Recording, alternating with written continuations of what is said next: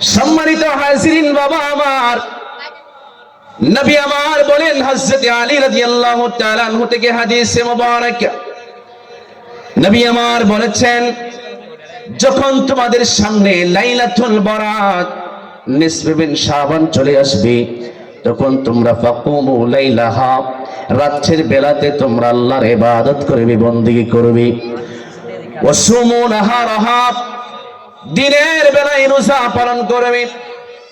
নবী আমার কারণটাও বলে দিয়েছেন। নবী বলেন, কেন তোমরা রাতে ইবাদত করবে আবার দিনে রোজা রাখবে? একটু শোনো। নবী কয়, ফা ইন্নাল্লাহা ইয়ানজিলু ফিহা লিগুরুবিশ শামসি ইলাস সামাঈদ দুনিয়া। আল্লাহু আকবার বলবেন না বাবা? আল্লাহু আকবার। নবী আমার ডাক দিয়ে কয়, উম্মত, তোমরা এই জন্য আল্লাহর ইবাদত করবে রাতের বেলা এবং দিনের বেলা রোজা রাখবে, কারণ নিসফে শাবানের দিনে যখন মাগরিবের ওয়াক্ত হয়ে যায়, সূর্য যখন ওয়াসরে চলে যায়, যখন অন্ধকার নেমে আসে, তখন আমার আল্লাহ পাক রব্বুল আলামিন দুনিয়ার আসমানের মধ্যে অবতীর্ণ হয়। বলেন সুবহানাল্লাহ। সুবহানাল্লাহ। কোথায় অবতীর্ণ হয়? দুনিয়ার আসমানের মধ্যে আল্লাহ অবতীর্ণ হয়। সূর্য ডোবার সাথে সাথে আমার আল্লাহ তাআলা দুনিয়ার আসমানের মধ্যে অবতীর্ণ হয়।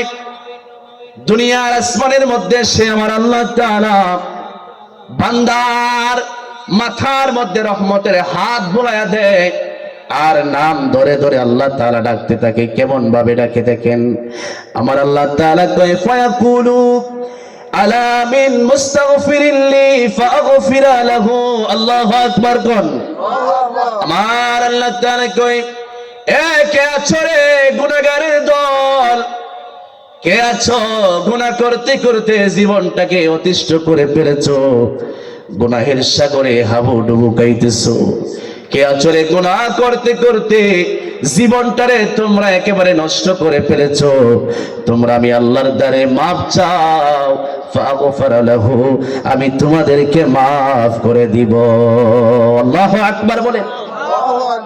আল্লাহ পাক এইভাবে বলতে থাকেন, কে আছো গুনাহগার, আমার কাছে ক্ষমা চাও, আমি আল্লাহ তাআলা তোমাদেরকে মাফ করে দিব।